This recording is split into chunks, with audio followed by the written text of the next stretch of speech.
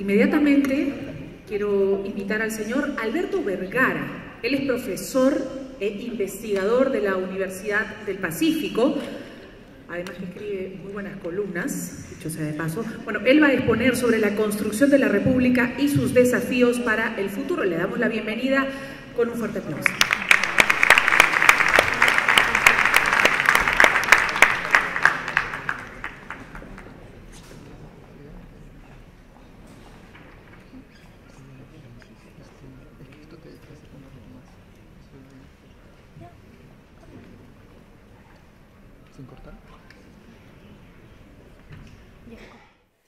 Muy buenos días. Muchas gracias al Consejo por la invitación, en especial a su presidente, a César Guadalupe. Es un honor realmente estar acá porque más allá de las evaluaciones amargas que hagamos del desarrollo de la educación del Perú hoy en día, su situación es mejor que la que teníamos el año 2000. Y eso ha sido posible, entre otras cosas, porque al caer el gobierno de Alberto Fujimori, ese gobierno que lo recuerdan, mantenía los resultados de las pruebas PISA en la clandestinidad porque es mejor ocultar los problemas que resolverlos. Al caer ese gobierno, un grupo de personas y organizaciones pudieron influir en el sector educación, agrupados en el Consejo, y establecer un primer plan nacional que, aún con idas y venidas, avances y retrocesos, yo creo que ha ayudado sinceramente a que la política educativa en este país mejore. Pero además es un gusto estar acá porque, más allá de mi especialidad de ciencia política, de esos artículos que la presentadora generosamente ha dicho que lee, yo la verdad es que me siento antes que nada pues un profesor en realidad, ¿no? No soy en ningún sentido un investigador que lamenta que dictar clases le robe horas a la investigación o la escritura, y además por razones familiares también me siento muy agradecido de estar aquí porque mi abuelo paterno fue un profesor de medicina en San Marcos, mi abuelo materno se graduó de la Facultad de Educación de la Católica y participó junto a Valcárcel de la creación de los míticos núcleos escolares campesinos. Tengo una prima hermana que es profesora en el León Pinelo y mi papá fue muchos años profesor en la UNI, así que realmente para mí estar acá es un honor y muy agradecido de poder dirigirme y hablar ante tanta gente directamente vinculada al tema de la educación. Gracias.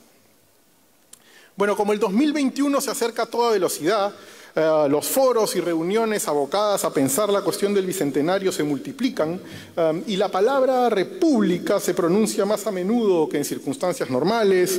La idea del ciudadano repica aquí y allá, la preocupación por la ciudadanía adquiere más urgencia. Sin embargo, todas estas palabras son muchas veces utilizadas de maneras muy diferentes, apuradas, respaldadas por personas de intenciones políticas muy distintas, criticadas y alabadas por gente variada y evocadas con propósitos muy disímiles. En tal sentido, voy a aprovechar esta invitación que me hicieron para disertar sobre la construcción republicana, para intentar esclarecer a qué aludimos cuando hacemos referencia a la República y a su construcción, o al menos cómo entiendo yo esa idea republicana. De hecho, puedo anticiparles que estoy seguro, mis amigos de izquierda, lo que yo voy a exponer les va a saber a poco, ¿no? Así que Vergara resultó un conservador. En cambio, mis amigos de derecha van a estar de acuerdo con lo que yo diga, siempre y cuando nadie lo ponga en práctica, ¿no?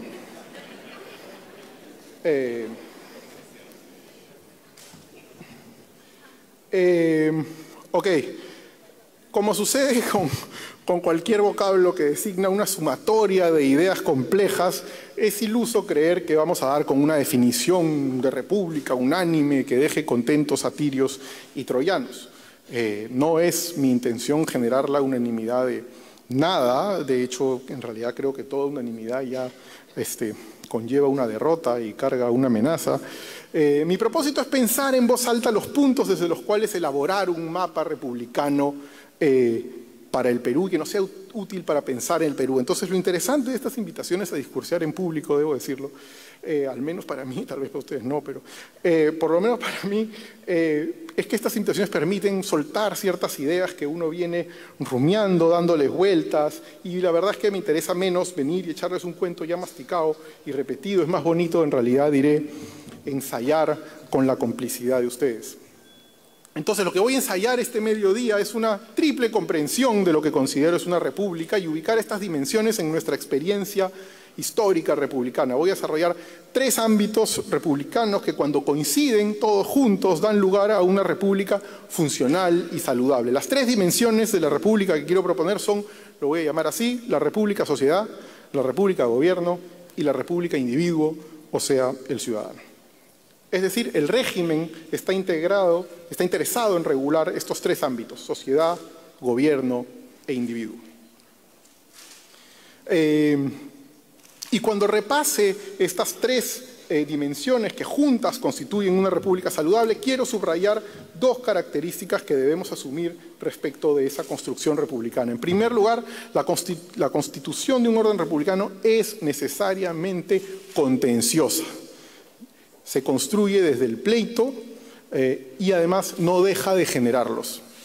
En segundo lugar, quisiera subrayar que esa construcción, asentada en estas 3 patas que he mencionado, además de ser contenciosa, es indeterminada. Se avanza, se retrocede y, sobre todo, nunca se acaba. Entonces, quiero comenzar con la república sociedad, y al igual que en las próximas 2 dimensiones, quiero comenzar con una cita, y esta es de mi querido y admirado Alexis de Tocqueville, el intelectual que mejor y más temprano estudió y comprendió la igualdad, lo que significaba la igualdad en las sociedades modernas, y que comprendió tal vez como primer historiador profesional en qué había consistido la Revolución Francesa, no solo por su oficio de historiador científico, sino porque además la Revolución le cortó la cabeza a varios de sus familiares unos años antes a que él escribiera.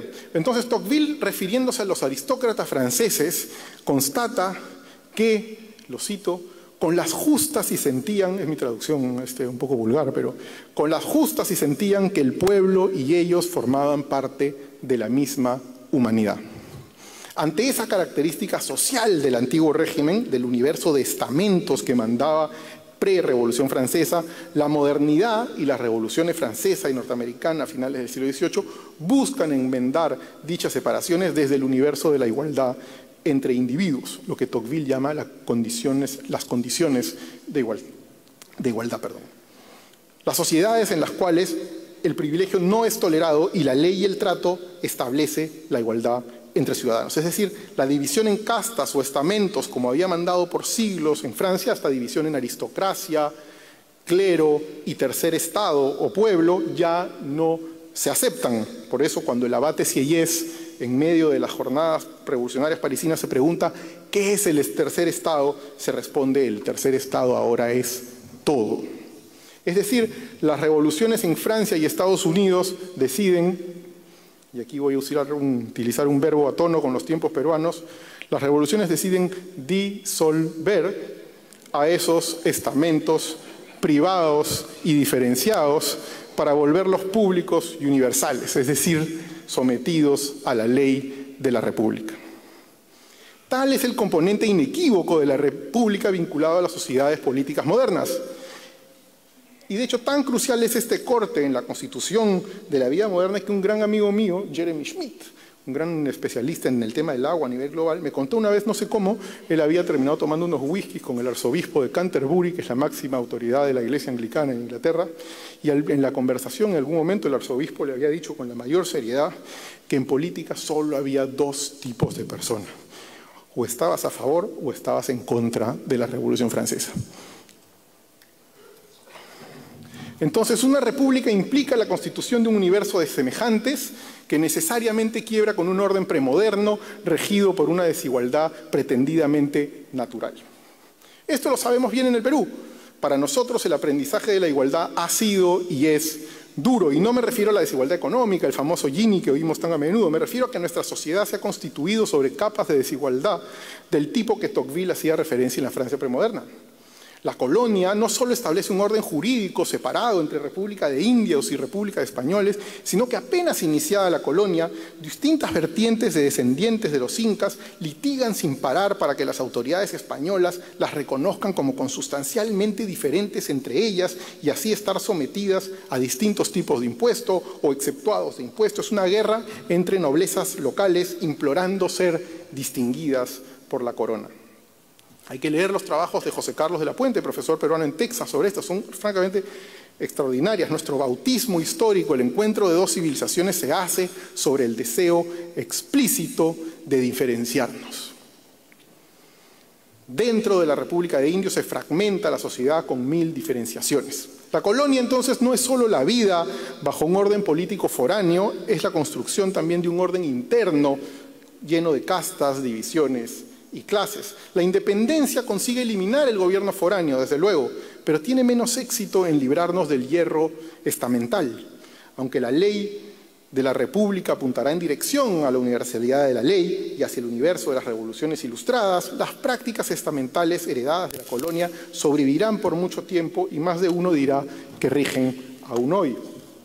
El libro reciente de Pablo Whipple, La gente decente de Lima y su resistencia al orden republicano, es un excelente estudio de la tensión o abierta contradicción entre el universo social colonial y la ley universal republicana. El trabajo muestra cómo el concepto de decencia era el instrumento ideológico que amalgamaba estos dos mundos contrapuestos. Es decir, ya no había una república de españolas y otra de indios, pero debajo de la universalidad de la ley estaban las familias y personas consideradas decentes y el resto.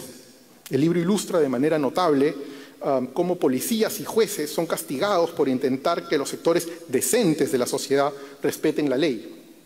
Y así como se sanciona a quien no entiende a quién se debe y a quién no se debe aplicar la ley, quien sí lo comprende recibe a cambio favores. No hace falta reconstruir todo lo que ocurre en el país entre aquellas primeras décadas de la vida independiente y el día de hoy para entenderlo. Más bien, una simple mirada a nuestros días nos sirve para entender todo lo que se ha avanzado, pero también cuánto nos queda por andar en la imposición de un orden republicano sobre los reflejos espontáneos y premodernos de nuestra sociedad. ¿Qué significa que los apellidos más comunes entre los muertos que generó el conflicto armado interno en este país sean Quispe y Guamán? Básicamente, que tenemos un tercer estado, como en Francia hasta el siglo XVIII, una casta inferior. O sea, para citar, ya no sé si a nuestra ministra de Economía o José Enrique el Plebeyo, las personas no son del mismo valor. Pero la existencia de actitudes y reflejos que desafían el orden republicano puede encontrarse cada día y hay que contemplarlo, hasta en nuestras actitudes más básicas y cotidianas. Permítanme ponerme de ejemplo.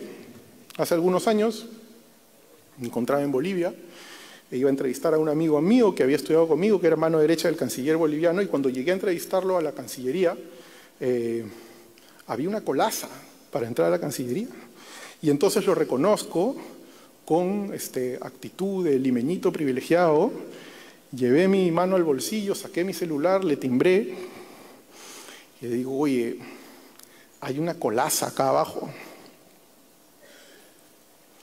Casi iba a agregar, ¿por qué no bajas y me llevas? Y me respondió, así es Bolivia ahora, todos hacemos cola. Y yo le dije, no, sí, claro, yo solo te llamaba para avisarte que voy a estar tarde, ¿no?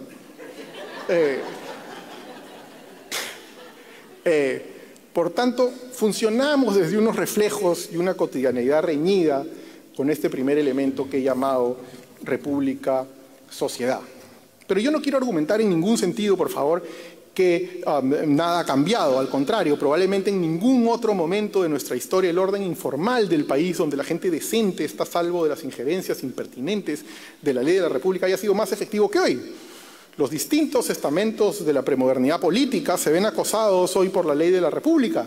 Por poner unos ejemplos clarísimos, nuestros expresidentes apresados, suicidados, fugados e investigados, son la demostración mayor que ser una autoridad política por primera vez no conlleva ya los privilegios de robar impunemente. Y Dionisio Romero, anteayer, obligado a confesar que reparte personalmente casi $4 millones en contante y sonante y en la clandestinidad a una candidata. Eso sí, que quede claro, en defensa de la estabilidad del país.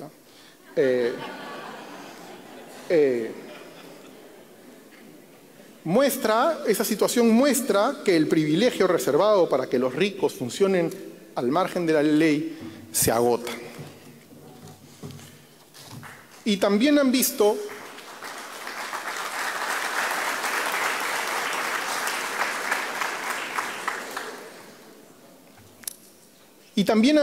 el destino del general Edwin Donaire, este militar que ya había llegado a la cima de nuestras Fuerzas Armadas y que rebosaba de galones de gasolina.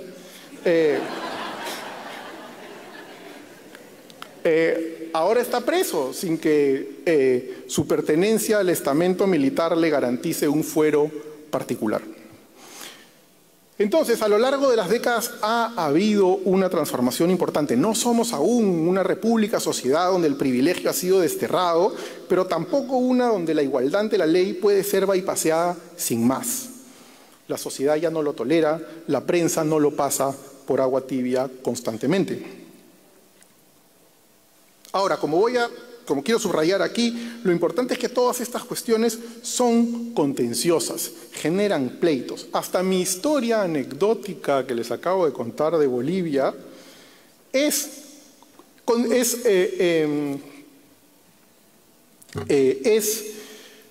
contenciosa. Me pusieron en mi sitio, ¿no? Inevitablemente. Por lo tanto, pero yo lo acepto, pero generalmente los estamentos dan batalla para no perder sus privilegios.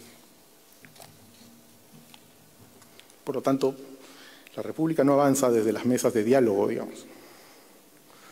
En segundo lugar está lo que voy a denominar la República Gobierno. Déjenme ilustrarlo con una escena famosa de Franklin, el político, escritor, humorista, inventor, constituyente en Filadelfia. Se cuenta que al final él estaba con los constituyentes en el Town Hall de Filadelfia y entonces cuando sale había un gentío ahí y le preguntan a Franklin, bueno, ¿qué cosa han preparado para nosotros los Founding Fathers, ¿no? Y la respuesta es una república si consiguen conservarla. La moraleja de la anécdota es evidente, el armazón institucional republicano fracasará si la ciudadanía no está involucrada en él. Constitución y pueblo son las dos caras del autogobierno. Es decir, un régimen en donde prima la intimidad entre legitimidad y legalidad. Pensemos en nuestro propio proceso. Un dato que a mí personalmente me resulta muy llamativo que la gente ignore es cuándo ocurrieron nuestras primeras elecciones universales. En la universidad jamás me ha llegado un alumno que pueda decirme que en 1980 fue la primera vez en que peruanos y peruanas, alfabetos y analfabetos, pudimos votar todos sin restricciones. En una república ese momento debería estar registrado en la mente de los ciudadanos. Y en el caso del Perú debería llevarnos a pensar por qué fuimos el último país en América Latina en adoptar una ciudadanía política plena. En algún sentido, creo que el exitazo que ha tenido el documental La Revolución y la Tierra tiene que ver con esto, con que hay un interés en descubrir el origen de nuestras desigualdades, la tolerancia y los cambios. Ahora bien, si de nuestros 198 años de vida independiente solo en 39 hemos contado con una participación electoral universal, ¿cuántos años de esos mismos 198 hemos vivido bajo gobiernos surgidos de la voluntad popular? Pues mis cálculos indican que hemos tenido 89 años de vida política con esas características. En 109 años, en cambio, nos tocó padecer gobiernos militares o directamente la ausencia del gobierno.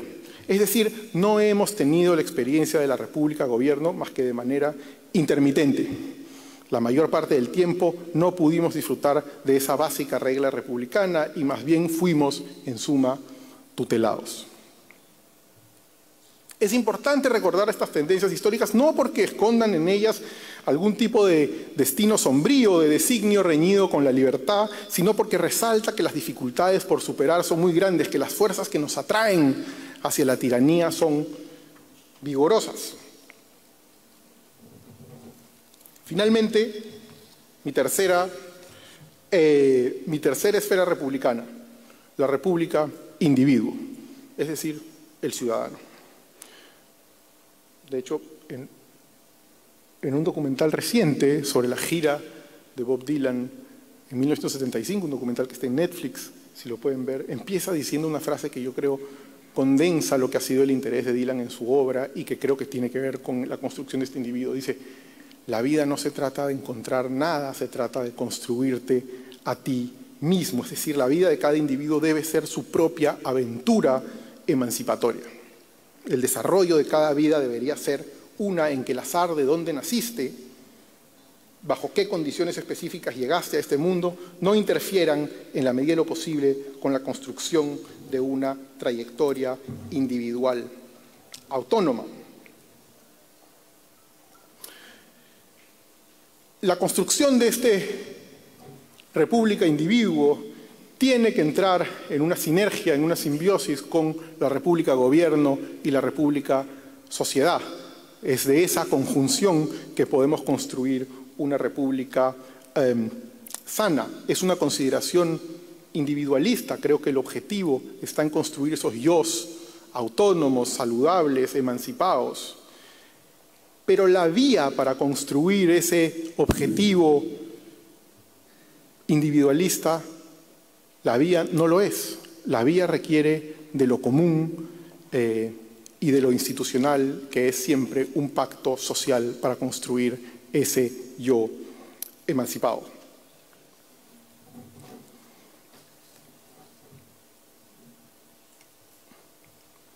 Creo que en el Perú hemos tenido en los últimos años un pacto, un consenso, que es el de el crecimiento económico.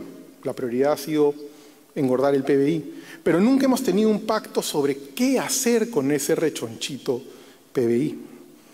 Creo que en algún sentido lo que debería venir en el futuro es pensar qué se hace con eso, convertir a esa mimada finalidad en un crucial medio.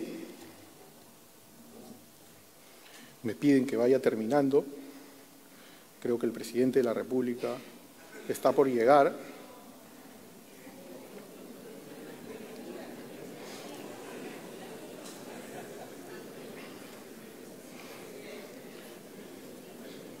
No me obliguen, por favor, a ganarle un referéndum al presidente.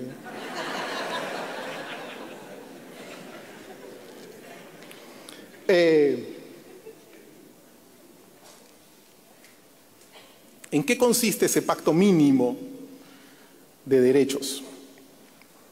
El combo mínimo de derechos del cual habla Carolina Trivelli. Yo he hecho los cálculos de lo que ella hacía. Ya, no se preocupe.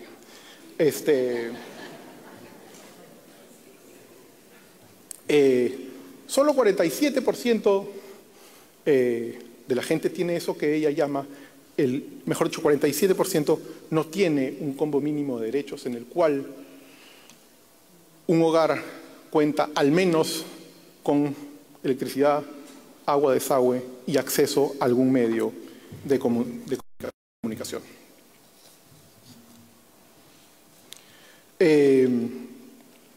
Entonces, voy a saltarme, lo siento, unas partes para terminar.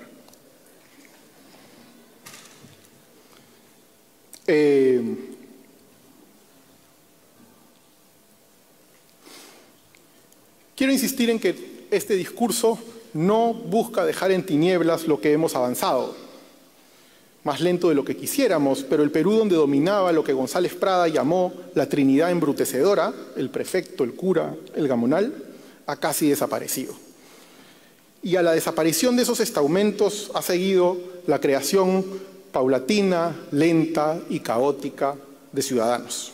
Finalmente estamos hablando de un proceso muy reciente, no solo en el Perú, globalmente. En 1900, o sea, hace nada, no había un solo país en el mundo que tuviera un régimen democrático tan inclusivo como el que tenemos hoy en el Perú. Y por lo tanto esto es nuevito y hay que tenerlo en cuenta porque requerimos tino y también supongo muchas veces invocar a la odiosa paciencia. Déjenme cerrar mi presentación planteando estas ideas que debió saltarme, sobre el ámbito educativo. El Consejo Nacional de Educación y el nuevo Plan Educativo Nacional tiene que colaborar en plantar cara con coraje en defensa de la educación republicana. Con mis hijos no te metas, con mis universidades no te metas, con mis colegios particulares de mala calidad no te metas. Todo eso es una parcela de la vieja resistencia de los órdenes privados luchando para no ser alcanzados por el orden público. Necesitamos una educación que prepare para la República, tanto en su estructura material como en su dimensión intelectual. La educación laica y la igualdad de hombres y mujeres no es negociable, ni se puede posponer.